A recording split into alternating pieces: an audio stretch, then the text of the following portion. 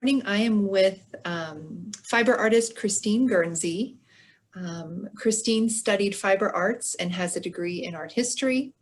She co-organized 2 national fiber art exhibitions, and she says she has 3 passions, which are gardening, weaving, and art. And so I feel very lucky to be able to talk with Christine this morning and ask her a few questions about her work. So Christine, good morning. Good morning, Erin. Thank you. Yes, thank you. I wanted to start off with a question. I was reading about you, and you say that you developed weaver's block after organizing 2 major fiber art exhibitions. Can you describe to us your feelings when that happened, and then your journey back to weaving? Sure. So a friend of mine and I put together 2 national fiber art shows like right out of grad school. And we had probably over 600 entries. And of those 600 entries, many of them were people that I studied in school. And it was a very intimidating experience for someone as young as I was at that time. I kept looking at all of their beautiful works, and every time I'd sit down at my loom, I'd start to do something and I go, I can't do this. Someone else has already come up with this idea. This isn't original. I mean, I just couldn't come up with anything. And I finally just kind of gave up for a little bit. At that point, right after the exhibitions, I was offered a job at the Toledo Museum of Art. So I was working full time at that point. So weaving just kind of got pushed to the back. And then fast forward to 96, I moved to Texas to work at the Amon Carter Museum and met a woman named Eveline who was a docent there. And she invited me to her house, and I saw her 4 looms and all the beautiful things she was doing. And she told me about the Fort Worth Weavers Guild. And it ignited my excitement about weaving again. So bought a loom and started weaving with that with just a 4 harness. And then I realized I needed more than just 4 harnesses to do the kinds of things I wanted to do. So I got another loom with 8 harnesses and set up a studio, and I've just been having fun with it ever since. Wow. That sounds like a wonderful experience to have worked with all those artists in your exhibitions. But yeah, I can imagine the intimidation factor was probably huge. It was really huge. Yeah. My next question is about your work directly. You combine 2 different mediums, which one is photography and one is weaving fiber arts. Right. In your work, can you describe kind of how you got there and your process, how these things are actually made? Sure. Well, first of all, I've been a gardener my whole life. I love gardening. I have 9 flower gardens currently that I'm trying to maintain. And I'm kind of a gardening nerd. So when a perennial or something comes into bloom for the first time of the year, I get so excited, I take photographs of it. And I always am taking photographs of the garden because my garden is a little bit like my canvas. And so I'm always moving flowers around and adding things and just trying to update the look and everything. So I take photos just to see where things came up each year so I can see where to maybe plant some stuff. But on flowers that I really think are beautiful, I'll take close-ups of them. And my favorite artist is Georgia O'Keeffe. I love how she paints her flowers and she blows them up almost to abstraction and really makes you look at what a flower looks like. But people just pass by flowers and say, oh, that's pretty, but they never really look at the flower. So I like how she did that in her paintings. And so I've been kind of duplicating that in my photography, where I'll take an image and then I'll blow it up and kind of abstract it a little and then crop it. And I take those images and I've been, with my weaving, I've been blowing them up onto cotton canvas, and I get them printed. I get them inkjet printed, and then I take that fabric and I put Mod Podge on the back of it to make sure that the edges don't ravel. And then I cut the whole image into strips and weave those strips into the weaving. And it's a particular technique. I'm actually working on one here right now. It's going to be a gypsum weed, but the way it's set up, there's, I don't know if you can see this or not, but it's set up in a way that I have a bar that keeps certain threads free so that the back of the weaving is actually woven solid and the front of the weaving has floating sewing threads. And then it creates like a pocket, and then the strips of fabric go in there and then they get woven in that way. So I've been having a lot of fun with that. And so I've got a bunch of images that I'm thinking about reproducing and trying to get printed before we get on a lockdown. Hopefully we won't get on a lockdown, but I want to have something to do while if we get locked down again. Yeah. So, Yeah. about printing those. But that's essentially the process, but it's weaving, thin weaving threads and then sewing threads. Okay. And it just creates this pocket. Yeah, when I saw them, so you have two of these pieces in the exhibition. One is a pansy and one is a daffodil, and they're so striking. They're both vibrant and subdued, the colors at the same time. So we've got like a really vibrant yellow and a vibrant purple, but the way that they're printed on the canvas, on that cotton, it kind of mellows them out a bit. They just draw your attention. I find them really fascinating. And before I'd even read about how you came to that work, I thought George O'Keeffe, these really beautiful cropped images of flowers. One of the things I really love about the Guild is you have this group of women who are so exceptionally talented, but they all work in such unique and different ways, which I think made the show really interesting because there's so many different aspects that they're weaving. They're doing some traditional and they're doing some techniques that they've kind of almost made up. And I mean, it's a really interesting show.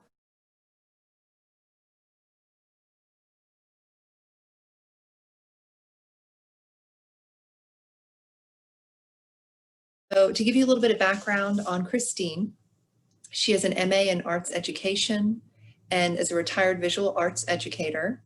She's creator, editor, publisher of Explore Fiber, a collaborative website exploring fiber as a fine art material. And Christine, I'm guessing, is the website explorefiber.com? It is, yes. So you can visit there and check everything out that she's doing. And she's also president of Contemporary Hand Weavers of Texas, a state weaving guild. There's a lot that I'm interested to hear about from Christine, and I'm sure all of you are as well. So I'll begin saying good morning, Christine. Good morning, Erin. It's great to visit with you this morning. We're glad you're here, taking a little time to talk to us about your work. My first question is probably the most obvious. You use woven metal fabric to form these organic sculptures. The one in the exhibition here is a bouquet of flowers. What brought you to use metal as a material for weaving? And weaver for over 45 years. I actually learned when I was going to school at UT in Austin in a continuing education class. But about 25 years ago, I took a workshop with Donna Kaplan. Our Dallas Hand Weavers Guild sponsored the workshop, and she taught us how to weave with wire, and it changed my life like instantly. I tell this story. I didn't think I had the time or the money to take the workshop, but I really needed to play, and so I decided, no, I'm going to take the workshop. And from that moment, I have been weaving with wire ever since. And really, for 20 years, that is all I wove with is wire. I just was so in love with the fact that it could be a sculptural material, and so I've been exploring it ever since. So that's just kind of my jam, you know.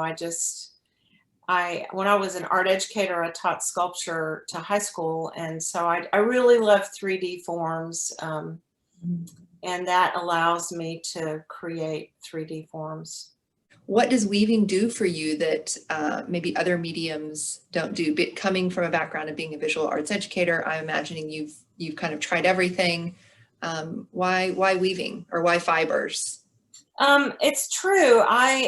You know, fibers is where I started. I started when I was in elementary school, learning how to knit and sew, and learning how to weave when I was 19. And so I have always had yarn and thread and textiles in my fingers.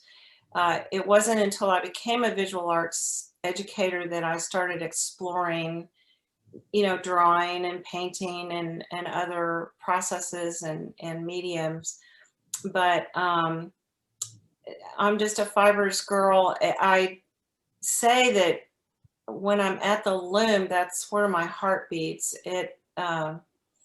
You know, it's like the other artistic endeavors are also meditative and can have a quality of that Zen flow to it. But I guess I just love it. I just love it. And over the years, I've explored so many different techniques like basketry and felting and dyeing and knitting and crocheting and embroidery. So that's just where my expertise lies, is in the fiber arts. Okay. So my next question is kind of a big one. What is the state of fiber arts in our state, in Texas? Big state, could be its own country sometimes. So Yes, it is. It is a big state. You know, there are lots of individual people working in fiber, but there's lots of organizations. There's fiber artist organizations in San Antonio and Austin and Dallas, like the Dallas area fiber artists, which encompasses a lot of different fiber processes and techniques. You know, we have quilting guilds across the state, and knitting guilds, embroidery guilds, and of course weaving guilds across the state. And I think that, you know, what is, not only do people come together in these organizations, but the organizations also have a big community outreach in programs like Love Thy Baby and the Linus Project, where they'll make blankets, or they make, you know, hats. Our Dallas Guild is actually weaving right now, using plarn, which is making yarn out of plastic bags, and we're weaving mats for the homeless, to have as sleeping mats. And so I think what's important for people to know is that all of this work has a very practical and important role in our community. What I love about your exhibit, and I'm going to come this week to see it in person myself. I'm in Dallas, so I can't wait. But the educational opportunity that you've provided the Fort Worth Weavers Guild is so important. I think that, and I'm sure you know that sometimes the textile arts are considered to be women's work and not really valued in the same way that painting and sculpture is. I think that's actually changing in the 21st century a lot. My website, Explore Fiber, is actually a testament to that. It is a collaborative community that showcases fiber as a fine art material. And so Explore Fiber is really a resource for teachers and students and anyone who wants to self-educate or explore more about, you know, textiles, that it supports that. And as a retired teacher, I started this before I stopped teaching, but you know, it's, I guess, my way to continue educating the public about the power of fiber art. And actually there are a number of textile advocacy programs like the Violet Protest. I'll just, if I can just mention that one really quick, and that's on my website. But she's having fiber people make squares that have red and blue in them. And she has a goal of getting enough for 50, I believe, for every congressman in our government. And in an effort to try to heal the divide that we have going on, you know. So I particularly love that aspect of fiber artists, that it is a really powerful advocacy tool. Definitely. And this is one of there's many beautiful things about art, but one of the most powerful things about art is its tentacles, in a good way, go everywhere. So in this exhibition, you know, we are the Botanical Research Institute of Texas. We are now the nonprofit managers of the Fort Worth Botanic Garden. So we have this big, wonderful platform to expose the public and educate the public to, you know, in this exhibition, for instance, artists dealing with plants. You know, you think fibers, a lot of, you know, there's cotton, that's obvious, that's a plant material. A lot of people are using wool and silk, which are indirectly related to plants. And there's so many wonderful, like your piece is a sculpture of a flower bouquet. Of artists in the exhibition are using plant-based dyes, really interesting things like Osage orange, you know, native Texas plants that people don't maybe realize, wow, you can get a really rich, beautiful color from this plant. So that's going on. And there's connections to what's happening socially in our country, in our world. So something as seemingly simple as a fibers exhibition really connects to so many different things, which I think is wonderful. So last question, what is your dream project? Is there anything that you kind of have always had in the back of your mind that, you know, one day I'll do this, you know, if I have X, I'll be able to do this? Is there something that's kind of brewing? You know, actually, Erin, I am doing my dream project right now. I have another website that's about my personal fiber work. It's christinekmiller.com.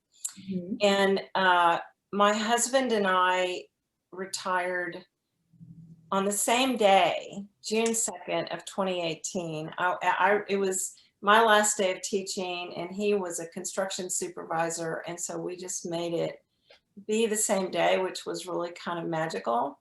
Yeah. And I had an exhibit in the works to do a fiber coral reef. And back in the early 2000s, there was the Institute of Figuring. They did this hyperbolic crochet, and these women started this movement that went around the world, and people were creating these massive coral reef installations out of fiber. And I was teaching at the time, and I was like, I want to do that in the worst way. And I would, you know, could I get my students to help me? I mean, it was really a collaborative community project. So when we retired and I had this exhibition, it just worked out that my husband, who's always been very artistic, but was like the working man and never really would spend time making art, he started playing with resin painting and made these amazing, and he started accidentally with blue, and he made these paintings, and they were blue, resin, watery, underwater. And I said, oh my gosh, that is going to be the 2D aspect of the exhibition. And then I will create the 3D sculptural forms.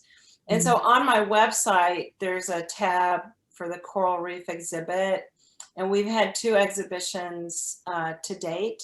And it not only has it satisfied this desire to create another advocacy project about trying to educate people about the trash in our oceans and what, you know, how we can, even small steps that we can take to help ameliorate the situation.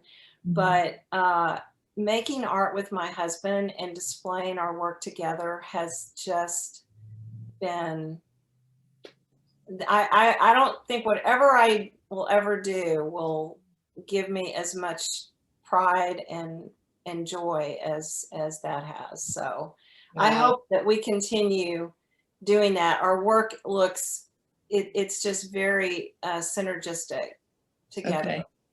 So there you go.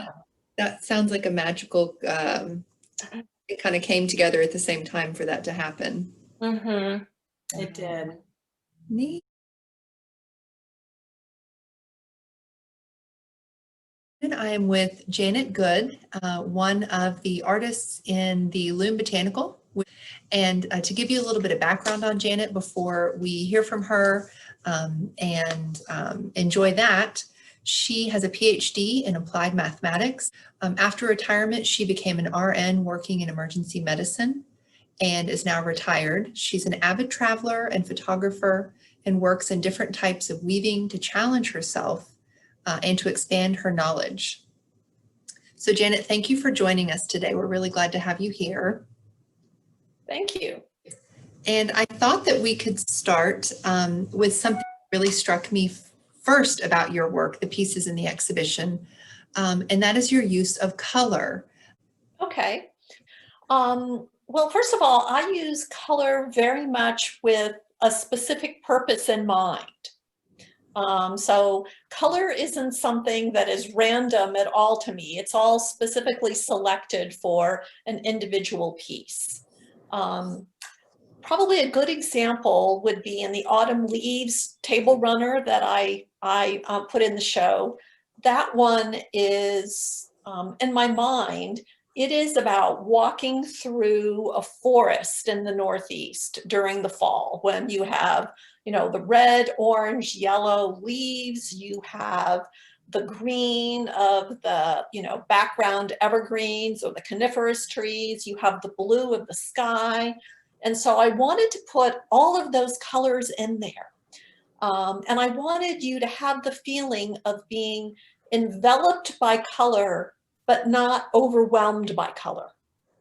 And it was actually sort of a challenge in that particular piece. Oftentimes when you have that many different hues or colors, they detract from each other as opposed to enhance each other. And so one of the things I did in that particular case was use other design elements to help let you feel sort of that being enveloped by color without them fighting against each other, basically letting them all play really well together. So for example, one of the things I wanted them to have a deep saturated feel, and they're all natural dyes actually in that particular piece. And that was nice just because you're using natural plant-based dyes to represent something that is, you know, a forest. But the nice thing about them is that they play well together, because one of the things is in general, they have approximately the same level of saturation. So there's not a lot of, you get variety in hue, but not in that. Another thing that I did specifically in that case was I used wool to accept the dye. And that sort of often, you know, also softens it a little bit. It's more porous and it gives it a softer kind of feel, as opposed to if you think about silk, that would be shiny and the colors would be very bright, and that might be too bright. I also laid them out sort of in a natural kind of way where you get, you know, red and then orange and yellow and green and blue. So you didn't get high contrast colors next to each other. There was sort of a natural progression. And then the structure I picked, which was overshot, has a lot of sections where you get halftones in it. And halftones are areas where the natural color of the cotton and the color of the wool are right next to each other. And so both of them come through at the same time. And so again, what that does is I'm only modifying one thing in this whole piece. The overshot pattern is the same for each color. They're the same saturation. There's this natural progression in the colors. And then the only thing that's changing is the hue or the actual color itself. And so, you know, that was the way. I mean, color was really the driving element in that particular piece. But I had to use all the other sort of tools that I had at my disposal in order to be able to make the use of color successful. You did. It's very successful. Looking at it, everything you've just explained manifests beautifully in that piece. And I love what you said about you followed the color wheel, basically, you know, Roy G. Biv, and it just flows. And I love hearing that you were thinking about, you know, what type of fiber am I going to use? I didn't know that about wool, but now that I'm thinking about that piece, there's like a kind of a mellowness. The colors are vibrant, yet not pow in your face, you know? So. Well, good. I'm glad that you experienced it like that. I did. I use color to actually quite differently in one of the other pieces, just to talk a little bit about it as a contrast. So in the wall hanging piece that I did, it is predominantly, I really think of that one more as like a black and white photograph in a red frame. You know, there isn't a lot of color in that. And again, that was a very deliberate choice. You know, if you think about when black and white photographs are most successful, you know, it's really when what you want to do is focus on composition or design or texture sometimes, you know. And so what you're looking for there is you want the design to come through, this sort of intertwined swans, this detailed design. That's really what the focus is. And your eye naturally sees first changes in value or changes in how light or dark something is before it sees differences in hue. And so your eye will naturally go to that part, but then the red has to be there. The piece doesn't work without red, you know, but and so it's a natural accent color as well, because of course it's a story about, you know, it's a 35th anniversary present for my husband. So if there's going to be an accent color, it has to be red. I know that you have a PhD in applied mathematics as a career as an ER nurse. How's your career or careers shaped your approach to weaving? That's a big question, I know, but you have such an interesting history. I'm so curious how those come to bear on your weaving. Actually, I think it has a lot to do with how I sort of approach weaving. Especially in my scientific career, a lot of what I did was I worked on problems, a lot of engineering type problems as well. And I sort of think of it, especially as time went on, as I had a toolbox. You know, I had toolboxes of solutions and different kinds of ways that I could approach things. And part of what you did was to try and use maybe a tool that had worked something, you know, somewhere else, and try and apply it in this new situation, and see if you can get there or approximate it and get close. And, you know, you did lots of experiments. There were, you know, lots of failures as well as, you know, a few successes. And that's very much actually how I approach weaving. You know, I have a friend in the Weaving Guild who calls me a weaving magpie. A lot of people have one particular kind of structure, for example, that they're really good at. And that they specialize in and they really become artists in. You know, we have people that do wire weaving and tapestry and a number of different things, and they're just spectacular at that. But that's not me. You know, my real area of where I'm sort of, at least at this point in my career, developing my expertise is in that combination of elements to achieve a specific effect. So I have this toolbox. I have different fibers, different structures that I weave, different looms. And then I also have things like the knowledge of color theory and dyeing techniques. You know, what are different kinds of strategies you can use to add texture? I have weaving software, but sometimes I can use in graph paper. You know, there's all these tools that I sort of have at my disposal. And then what I want to do is use them to achieve a specific objective or solve the problem of how to express the elements that I most find attractive in that idea that I want to put together. I do lots of what weavers call sampling, and the scientist to me thinks of it as experiments. You know, part of what I'm always doing is combining different elements together to see how they play. And probably as I'm working with them, modifying just one. How does one variable change how that piece looks? You know, and okay, I'm close maybe with something that I want it to work. What's the one thing I can do that would make it better, or that would get me closer to what I really wanted to accomplish in that? And so it's really affects my approach to weaving as much as anything. When I did, for example, the silk and moss memory scarf, you know, about the Tafukaji moss garden, I probably wove, oh, I don't know, 6 or 7 samples to get the beater wand design I wanted to get, you know, sort of checkerboard, but still some asymmetry. You know, I wanted a little bit of both, and I wanted a lot of gray on one side of the scarf, but still a little green, and then mostly green with a little gray on the other side. So how could I do that? I sampled differently, actually, when I was doing the final colors, because when I was sampling for structures, I wasn't going to use silk. I just used, you know, gray cotton and green cotton. But when I was playing with the actual colors, because there's a lot of colors on that scarf, it turns out, that's when I used the silk, because I wanted the contrast in values happens from further away, and that's important when you weave something that's going to be physically worn, because the functionality is also important.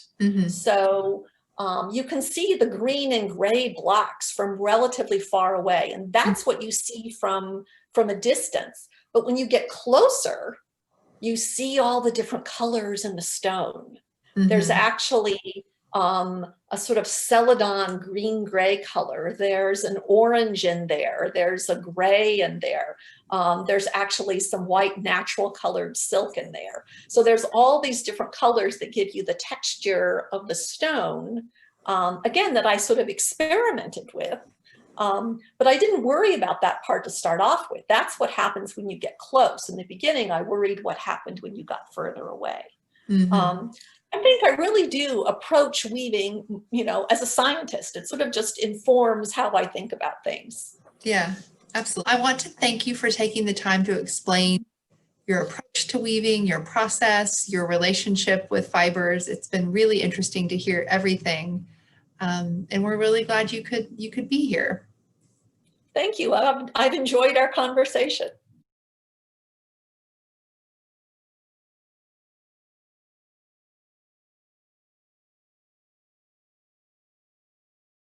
I'm here with fiber artist Rebecca Shanks, and we're going to hear about her work today, a little bit about her process. I wanted to start with a brief introduction. Rebecca holds a BS in clothing and textiles with an art minor. She began her involvement in weaving with basketry and cloth weaving. She's a member of many weaving organizations locally and regionally and nationally. And she attended the John C. Campbell Folk School, focusing on woodwork. I'm very interested in that. So I wanted to start kind of with the obvious question. In this exhibition, you have 2 really beautiful baskets. and you call them, I was reading a little bit about you and your work, and you call them natural baskets. Can you talk about your draw to basket weaving? It started because I wanted to do cloth weaving, and to be able to do that on the college level, you needed to take a basketry class. It wasn't natural by any means. It was found objects pretty much, but it's the interlacement. What brought me to the natural basket world is the fact that you can go out and find the things that are in your yard, in your neighborhood, and make a basket.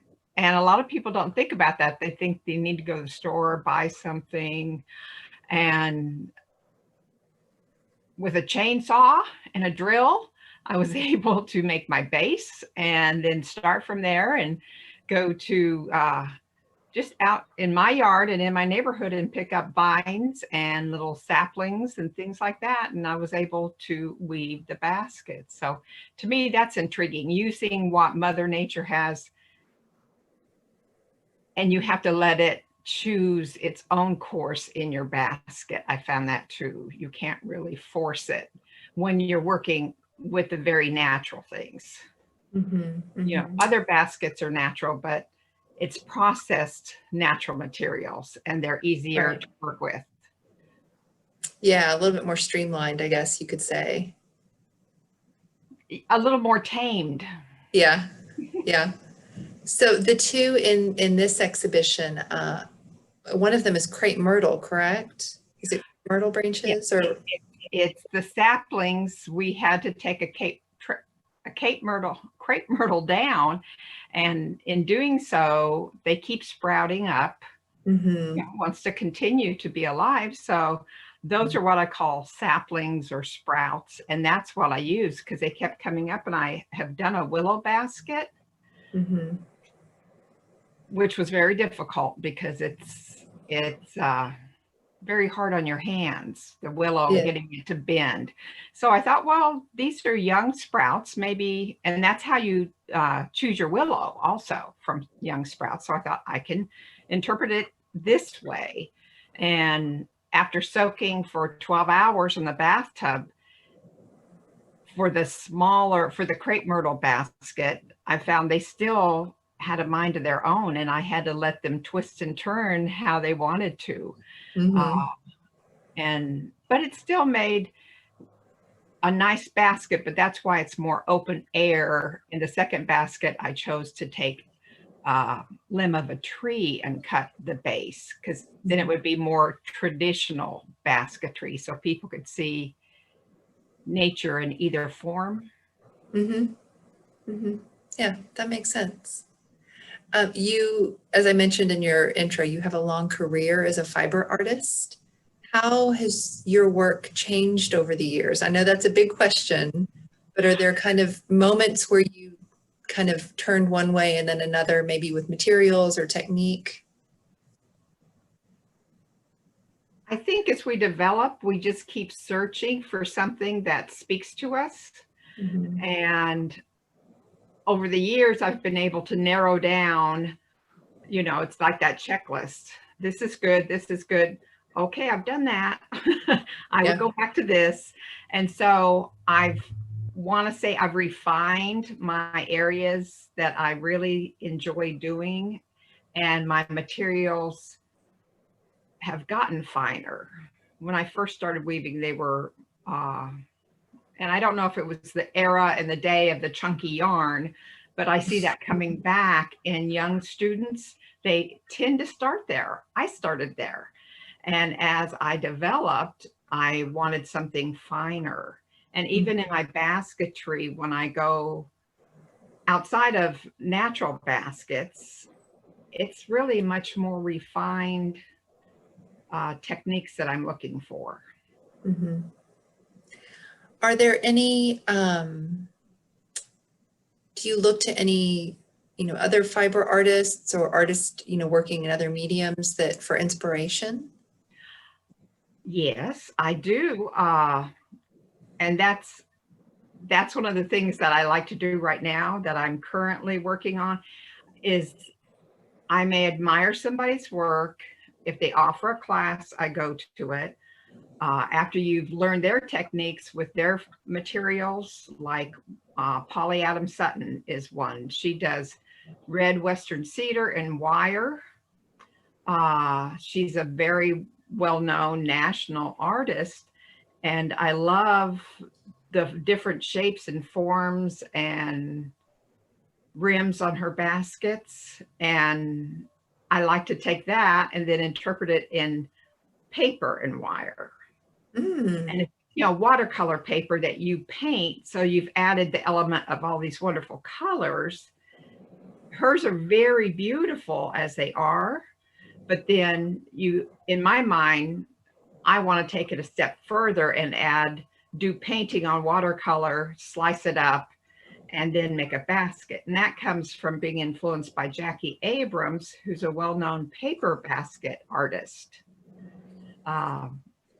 And that I've taken some classes from her, and I've made many baskets out of the design she's given me. So now I'm looking for other places to find design work that I like and see if it can be not necessarily duplicated, but that you can use those techniques to create something for yourself. Yeah. So that's, and the last one would be Vladimir Yarvish, which is a Russian gentleman who does birch bark baskets, and they're plated and they're very lovely. And so I think that will work well with the paper too.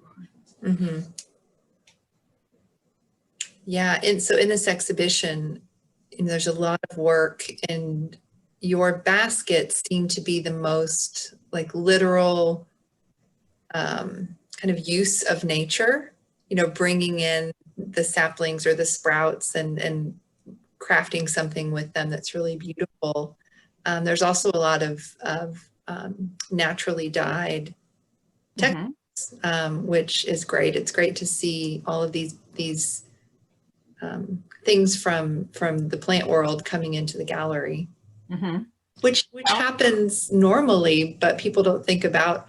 They go to see a famous painting. It's usually on a panel, a wood panel, or linen or cotton, and some of the paints are taken from plants. So, what excites you most about kind of the state of fiber arts today? Fiber arts have such a long history, coinciding just with the expanse of human history. So many things are happening right now. What are you kind of following and really keyed into? I've thought about that, and I think what I like to follow, there is the student work at North Texas, University of North Texas. They have, and seeing the youth involvement and how they interpret the use of fibers in their artwork, whether it's piecing fabric together, whether it's using yarn, doing a natural dye garden, learning what you can take from the earth besides, like I said, besides going to the store and purchasing, what it takes. Because when you look at indigenous people and their lives off the land and raising, shearing their sheep, being able to continually have that fiber that they can work with, and using everything around them, cochineal. That was like gold in history, going from China to Europe, and things like this that you couldn't get a richer red than cochineal. But and it's worth it, but people don't realize that that's kind of where it started. And I think to see the youth discover that again is really exciting to me. So collaborations. Yeah. Yeah, definitely. So what are you looking forward to working on next? Do you have any projects that are kind of bubbling in the background that you're eager to get going? I think the main one is to use Polly's techniques with paper. You know, I'm not going to use copper wire, but I have some really fine wire to use. You just have to be careful that one material doesn't destroy the other material. Mhm. That may be why the red Western cedar appealed to her, because it's bark and it's sturdy, and you wrap the wire around it and it can help form the basket, but it doesn't harm the cedar. Where that's one thing I have to be careful with when I do the paper, because you could harm the paper. So I started with silk threads, trying to imitate the wire, but it makes an okay basket, but it's just not what I want, because it won't be as taut and striking, even though it's got the shine to it. It just doesn't behave the same way as wire. Mhm. That's what I'm trying to find, the right mixture of the wire and the paper. Yeah, no, that sounds fascinating. I'd love to see some of those works, especially with the watercolor. I'm done.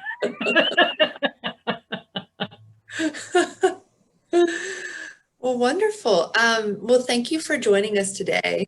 It's been really, really lovely to hear about how you approach basketry, and we really appreciate it.